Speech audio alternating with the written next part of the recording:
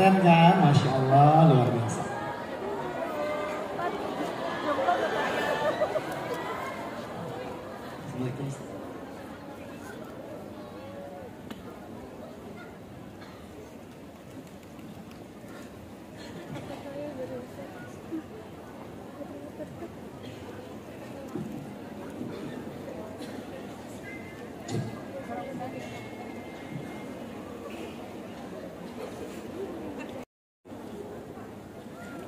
Assalamualaikum warahmatullahi wabarakatuh. Waalaikumsalam warahmatullahi wabarakatuh. Alhamdulillahirabbil alamin. Alhamdulillah, segala puji dan syukur kepada Allah Subhanahu wa taala. Kita terus belajar mensyukuri nikmat Allah, mensyukuri segala ketetapan Allah, mensyukuri takdir-takdir Allah. Meskipun gak semua takdir itu kita mengerti, tapi gak usah sedih, karena satu saat nanti kita pasti akan paham. Allah Subhanahu wa taala akan memberikan untuk kita takdir-takdir yang lebih baik setelahnya. Allahumma shalli ala sayyidina Muhammadin fil awwalin wa shalli ala sayyidina Muhammadin fil akhirin wa shalli wa sallim wa barik ala sayyidina Muhammadin fil mala'il a'la ila yaumiddin. Rabbi syrah li sadri wa yassir li amri wahlul 'uqdatam min lisani. Walaupun memang ada beberapa dalil tentang larangan atau bahayanya menyendiri, tapi menyendiri yang pertama dengan yang menyendiri yang kedua itu beda. Kalau larangan menyendiri yang kedua itu artinya larangan untuk kita ngelamun, larangan untuk kita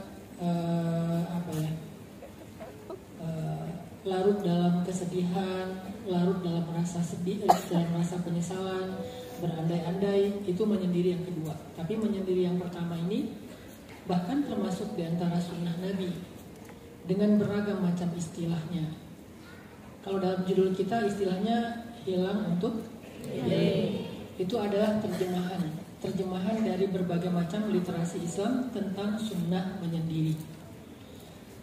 Yang paling populer istilah menyendiri dalam Islam itu ada yang namanya uzlah. Pernah dengar istilah uzlah? Uzlah itu artinya meninggalkan hiruk pikuk keramaian dunia, masalah-masalah, tekanan hidup, hal-hal yang bikin kita nggak nyaman, akhirnya kita beruzlah. Itu adalah istilah menyendiri dalam Islam. Atau ada lagi istilah yang juga cukup populer adalah tahannus, berdiam diri di dalam sebuah tempat, dalam sebuah situasi. Atau ada lagi istilah yang lebih populer lagi namanya i'tikaf,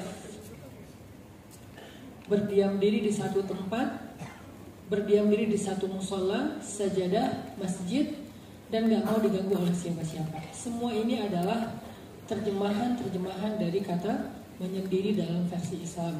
Ada uzlah, ada mau bubar. Kabarnya nanti bukan cuman buka puasa, tapi juga ngebatalin semua apa yang udah kita tahan selama ini. Ini ngomongin apa sih? Udah gitu. Itu healingnya cewek-cewek ya. Kalau healingnya bapak-bapak, makanya kalau lagi diajak keluarga, yuk kemana, itu nggak pakai driver, sendiri aja, menikmati banget. Apalagi kalau misalnya keluarga nggak ikut, itu lebih menikmati sih. Sendiri nyetelin apa yang playlist favorit, suaranya yang kenceng kayak nonton konser gitu kan. Andre Bocelli, jadi kayak nonton konser Andre Bocelli di Tuscany di Italia, sendiri jarak jauh misalnya 2 jam, 3 jam, itu healing saya.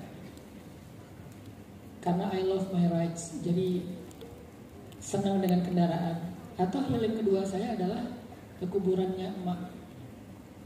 Tapi ini kan ke Aceh, jadi sesekali kalau lagi pengen istirahat banget, pulang ke Aceh, keluar dari bandara, itu ada kuburan massal korban tsunami karena ibu saya dulu meninggal dalam musibah tsunami. Duduk di situ dari siang sampai malam, ngobrol sama emak, kan saya dipanggil abang ya. Ma, abang sekarang tinggal di Bandung, udah punya anak, banyak lagi. Mak, gak usah khawatirin abang udah enak sekarang, udah gak lapar lagi kayak dulu, udah gak sakit kepala. Dulu saya kalau panjang rambut, sakit kepala ditelepon sama ibu, abang lagi sakit ya, kok tahu mak mimpi. Terus gimana mak, potong itu rambutnya. Loh kok ibu mau tahu ya, gak mungkin kamu sakit kalau gak panjang rambut. Bisa gitu. Curhat sama emak dari mulai siang sampai maghrib. Beres maghrib, baru ketemu geng. Biasanya ketemu geng lebih lama sih daripada di kuburan. Tetap aja healingnya bukan di kuburan, ketemu geng. Tubuh kita ada hak, maka istirahatnya tidur. Perut kita ada hak, maka istirahatnya makan. Bukan istirahat sih, haknya makan. Apalagi pikiran kita punya hak. Semuanya punya hak, termasuk perasaan kita, mental kita, dia punya hak. Maka berikanlah haknya. Sehingga sesekali kita memberikan haknya dengan healing, memberikan haknya dengan me time, dengan gak pengen diganggu, dengan menyendiri, maka itu sesuatu yang boleh dalam Islam. Bahkan itu sunnah Nabi SAW. Kalau kalian udah lama nggak ngerasa istirahat, padahal berkali-kali kalian ngerasa kayak lelah mental gitu. Karena orang-orang masing-masing punya ciri-ciri lelah mental yang berbeda-beda kan. Misalnya ada orang yang ciri lelah mental dia itu pengen makan terus. Mungkin mil aja. Makan lagi. Bagus sih. Iya, makanya badannya lumayan mekar. Tapi ada yang kedua, versinya kebalikannya. Kalau lagi capek mental, dia malah ngerasa kenyang terus, gak pengen makan apa-apa. Kalau saya versi yang kedua, kalau udah capek mental nggak pengen makan. Pernah 4 hari nggak makan, nggak lapar, biasa aja. Nggak lapar, nggak lemes, biasa aja nggak makan. Kenapa? Mungkin butuh istirahat dengan bukan istirahat fisik, istirahat hati, istirahat mental, istirahat perasaan. Semua kita pernah ada di titik itu wajar. Jangankan kita, Nabi pun pernah. Jadi nggak usah merasa, aduh aku nggak keren banget ya kok mental aku kena. Biasa itu, manusiawi. Aku gak keren banget kok, perasaan aku rapuh gini, manusiawi. Orang sedih manusiawi, fitrah. Orang lelah itu fitrah. Jangan terlalu memaksakan diri merasa sok kuat gitu. Insya Allah aku masih kuat, aku bisa dan seterusnya.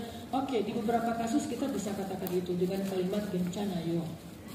Tapi di kasus hak perasaanmu, berikan hak mentalmu, istirahatlah sebentar, pikirkan dirimu setelah kamu udah sekian lama memikirkan orang lain. Langsung kena mental, mati mendadak di situ. Bukan syahid jadinya, kena mental. Kamu kenapa? Aku akan mati terbunuh. Ternyata Umar dan Utsman malah bahagia, mereka dapat kebaikan syahid di masa depan. Jadi mereka terharu, walaupun mereka nggak tahu syahidnya kayak gimana. Ternyata dua-duanya dibunuh dalam keadaan sedang beribadah. Yang satu lagi sholat. Begitulah posisi mereka akan dimakamkan nanti setelah wafat. Jadi setelah wafat dimakamkannya Rasul, Abu Bakar, Umar. Lalu ketika Utsman wafat, tempat ini udah penuh, maka Utsman dimakamkan di seberangnya, yaitu di kuburan Baqi. Ini sisi lainnya ya. Tapi yang mau kita sampaikan, yang mau kita highlight di sini adalah ternyata Nabi pun memilih waktu untuk istirahat, memilih waktu untuk dirinya sendiri dan gak mau diganggu. Padahal beliau orang yang paling peduli kepada orang lain. Padahal beliau orang yang paling sering bantu orang lain. Padahal beliau orang yang paling sempurna fisiknya, mentalnya, akhlaknya, imannya. Tapi tetap beliau tahu kadang beliau butuh waktu untuk sendiri. Apalagi kita yang gak sesempurna Nabi. Nabi aja yang baik banget, yang suka bantu orang, yang gak pernah menolak orang yang minta tolong pada beliau, tetap memilih waktu dan beliau gak mau diganggu waktu itu. Apakah itu disebut egois? Enggak. Jadi gak usah khawatir kalau kalian sesekali memberi waktu untuk diri kalian sendiri. Itu tidur di situ sambil meluk Khadijah, musab-musab misalnya Khadijah, ngobrol sama Khadijah. Kenapa? Karena itu adalah cinta pertama Nabi. Cuman Khadijah yang tahu kisah-kisah perjuangan Nabi. Ada banyak cerita antara beliau dengan Khadijah, dan beliau pengen mengenang semua kebaikan-kebaikan itu. Duduklah Nabi di kuburan Khadijah, berdoa, membaca Al-Quran, kemudian coba Khadijah. Sekarang bertahun-tahun kita gak datang sama dia. Jangan kayak gitu sama orang yang udah wafat. Mereka juga kangen sama kalian. Mereka juga pengen dikunjungi, dan ketika dikunjungi itu mereka senang. Mereka itu terhubung masih dengan kita, bahkan merasakan apa yang kita rasakan, tahu apa yang terjadi sama kita, cuman gak bisa komunikasi, gak bisa ngomong. Kalau bisa ngomong, kita lari. Jadi mending gak usah ngomong gitu. Tiba-tiba ada. Ini emang gak bisa ngomong, tapi tahu, ngerasain. Makanya ada hadis, ahli kubur itu akan merasa tersiksa, akan merasa sedih, akan merasa gak nyaman dengan perbuatan-perbuatan dosa dari ahli warisnya atau anak-anaknya. Berarti kan terhubung. Dan mereka pengen dikunjungin sebagaimana orang hidup dikunjungin. Cuman hari ini karena kita mungkin belajarnya sepotong-sepotong, yang kita dengar cuman hadis terputus. Pergi aja. Ya nggak, namanya orang kunjungin ya. Gimana rasanya ibu kita? Kan sedih. Datang makan di situ, walaupun kalau dikubur nggak makan kan, masak sendiri jadinya ya. Kan kalau masih hidup dimasakin kan, makan, ngobrol sama orang tua. Kalau dikubur ya duduk di situ, kirimkan doa. Tapi kan doa itu ada adabnya. Nggak langsung datang-datang Allahumma firli wali walidayya warhamhum kama rabbayani shaghira. Ya Ma ya, Assalamualaikum. Kubur apa ayatnya? Salah satunya surat Al-Mulk. Karena kata Nabi, surat Al-Mulk itu bisa menjadi teman yang membela seseorang dari azab kubur. Kirimkan Al-Mulk, kirimkan Al-Fatihah, kirimkan Yasin, kirimkan surat-surat yang mulia. Tapi yang pasti kita kirim Al-Ikhlas, kita pasti itu ya. Yang lain kan agak-agak mikir. Al-Mulk, Tabaraka apa ya? Dikirim Al-Fatihah, Al-Ikhlas. Ma, aku cuma bisa kirim Al-Fatihah, kenapa ya Ma ya? Allahu ahad, Allahu samad, lam yalid walam yulad, walam yakul lahu kufuwan ahad. Ya emang gitu ya, aku hafal. Orang salat aja pakai itu, ya gimana lagi? Misalnya gitu. Kafir pula, siapa? Abu Jahal. Nabi bilang gini, wahai Abu Jahal, apakah kalian sudah mendapatkan apa yang Allah janjikan kepada kalian? Kami sudah mendapatkan apa yang Allah janjikan kepada kami. Apa yang Allah janjikan kepada orang kafir? Kehancurannya, kebinasaannya, siksa kuburnya. Apa yang Allah janjikan kepada kami, yaitu Rasul dan para orang-orang beriman, kemenangan. Teman saya aja yang bete nungguin saya, gak beres-beres. Mau ditanyain gak enak, selagi konsen sendiri gitu di kuburan massal gitu kan. Cerita ya Ma, dulu waktu Ma meninggal kan abang masih kuliah di Mesir, maaf ya Ma gak bisa pulang. Dapat berita juga 3 hari setelahnya kan putus komunikasi kan waktu tsunami itu. Cerita panjang, doa lagi, baca Quran lagi, cerita lagi sampai azan maghrib. Jadi itu adalah salah satu di antara sunnah menyendirinya Rasulullah SAW. Bisa itikaf, bisa tahanus, bisa uzlah. Kalau uzlah ini lebih umum, bisa kemana aja. Bisa ke Bi'run Sumur, bisa ke Uhud, bisa ke Baqi, bisa untuk menikmati al-unsu billah, berduaan dengan Allah. Zikir, tilawah, sholat, apalagi tadabbur Al-Quran. Coba nikmati masa-masa kalian menyendiri itu. Mungkin di atas sajadah, mungkin di musola kalian, musola pribadi, atau di dalam masjid dan seterusnya. Coba habiskan waktu itu dan sampai dapat rasa nikmat berduaan dengan Allah aja, gak ada yang lain. Enggak pasangan, enggak anak-anak, enggak keluarga, enggak teman, apalagi orang-orang yang jauh hubungannya dengan kita. Pengen kita sendiri aja, lalu berduaan dengan Allah. Nikmati berduaan itu. Dan itu adalah kenikmatan yang sangat indah, yang dalam agama disebut dengan istilah al-unsu billah, berduaan dengan Allah. Kalian ngerasa kayak kehilangan, innalillahi wa inna ilaihi raji'un. Innalillahi itu zikir loh, bukan cuma ucapan ketika musibah. Apa masalah kalian? Coba larut dalam zikir sampai mendapatkan kenikmatan berduaan dengan Allah. Itu sunnah menyendiri model Rasulullah yang pertama. Al-unsu billah, menikmati waktu-waktu berduaan dengan Allah dengan senandung-senandung zikir. Dan Nabi yang paling suka melakukan ini namanya Nabiullah Daud alaihissalam. Nabi Daud itu senang banget beliau menyendiri aja dengan diri kita, becoming the best version of yourself, menjadi bagian terbaik, versi terbaik dari diri kita. Fokus saja dengan itu dan enjoy. Itu yang disebut dengan hilang tadi. Itu yang disebut dengan menyendiri. Bukan hilang dari peredaran terus kita lost kontak sama sekali, ngeblok semua orang. Nggak gitu-gitu banget juga sih, karena itu nggak bagus juga. Tetap ada kontak, tapi kita akan lebih memilih siapa yang kita masukkan ke dalam kehidupan kita. Siapa mereka yang kita pilih untuk masuk dalam kehidupan kita. Hanya yang bisa menjadi kebaikan buat kita. Mensupport, jangan dibawa masuk ke dalam ruang ketika kita sedang menghilang. Itu mendistract kita dari fokus kita pada diri sendiri. Udah, abaikan mereka, tinggalkan mereka, jangan kepo lagi tentang mereka. Dia udah bahagia belum ya? Comparing. Ternyata pas ngeliat IG terakhirnya, dia happy banget ya. Udah aku pura-pura happy juga. Hai guys. Gara-gara apa? Comparing kan? Pengen membandingkan keadaan kita sekarang dengan dia yang udah lebih baik misalnya. Terus membanding-bandingkan, gak akan pernah selesai.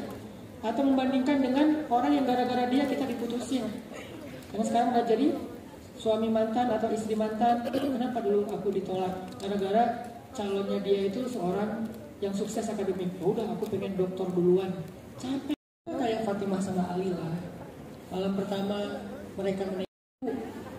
Aku. Drama banget. Apa Fatimah rahasianya? Ali dulu ya. Maaf banget, aku pengen nyampein ini udah lama pengen kasih tahu, tapi sekarang waktunya yang paling tepat. Jangan sentuh aku sebelum kau mendengar ini. Fatimah apa? Ali, maaf banget. Aku udah pernah jatuh cinta sebelum menikah dengan kamu. Langsung kebayang gak sih perasaan seorang laki-laki? Gak kiamat tuh dunia. Fatimah, kamu pernah jatuh cinta sebelum menikah dengan aku? Ya Ali, dan aku gak pernah kasih tahu ini ke siapapun.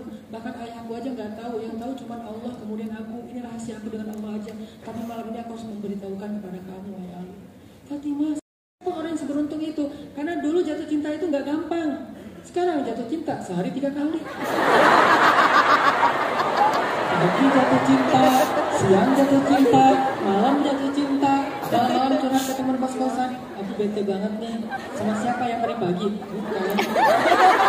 Yang hari siang? Bukan. Oh yang barusan? Iya. Siapa 3 kali? Dulu susah jatuh cinta kan. Makanya orang yang dijatuh cintakan itu beruntung banget. Makanya Ali nanya, Fatimah siapa? Aku gak akan pernah menyentuh. Maaf Ali, jangan marah. Siapa Fatimah? Aku gak akan marah. Please deh. Terus Fatimah bilang dengan bibir gemetar, Ali maaf. Siapa? Aku pernah jatuh cinta.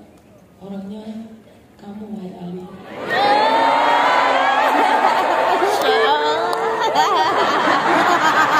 Makan. Aneh. Aku GM gak sih? Dia tadi ngeliatin aku begitu terus. Gitu. Ini udah jatuh cinta sekian tahun, diem. Baru dikasih tahu pas malam pengantin malam pertama, itu pun dengan drama yang indah banget gitu. Sampai Ali udah mau jatuh jantungnya, pas tahu kamu, wahai Ali, aku udah jatuh cinta sama kamu udah sejak kecil. Langsung dipeluk.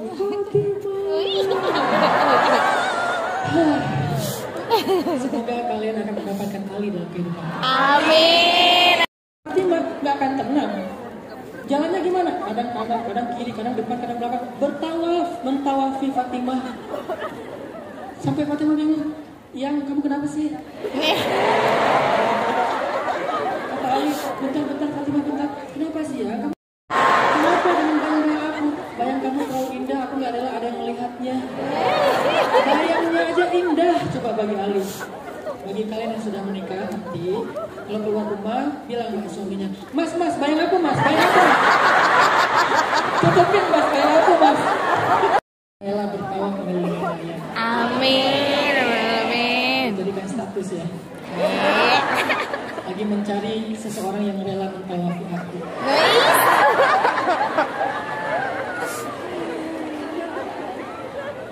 Jangan pernah comparing, jangan pernah proving kepada siapapun, karena itu hanya akan mendistract fokus kalian dan gak akan pernah berhasil. Jadi fokus saja dengan diri kalian sendiri. Maka Musa pun melakukan itu, ketemu sama cewek yang soleha.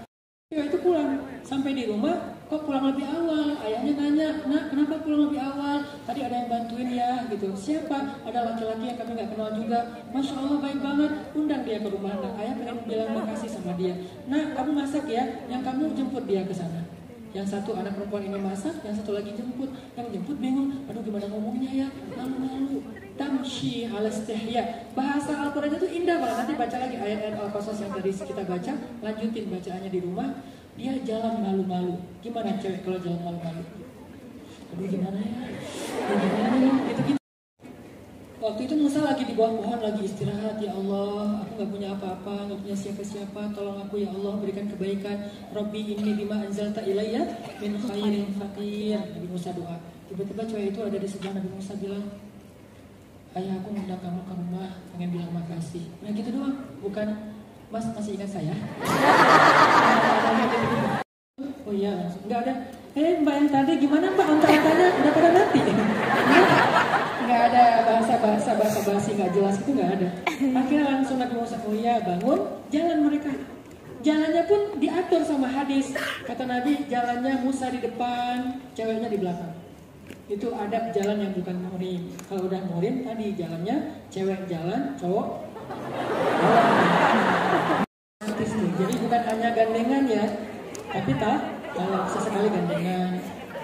Kadang-kadang Nabi kalau lagi jalan sama Sayyidah Aisyah mau naik onta, Nabi berlutut dan menjadikan lututnya sebagai pijakan Aisyah naik ke atas onta. Jadi Nabi pas ontanya kan didudukin, duduk dulu, berlutut Aisyah sini, tangannya berlutut naik ke atas lutut Nabi, masuk ke dalam tenda di dalam onta. Itu Nabi banget tuh. Jadi setelah nikah mudah-mudahan ngerasain itu ya. Mau naik motor, mama. Naik motor, naik mobil, emang ini truk harus pakai lutut gitu. Udahlah, hargain aja usahanya. Walaupun kalian tahu bisa naik sendiri.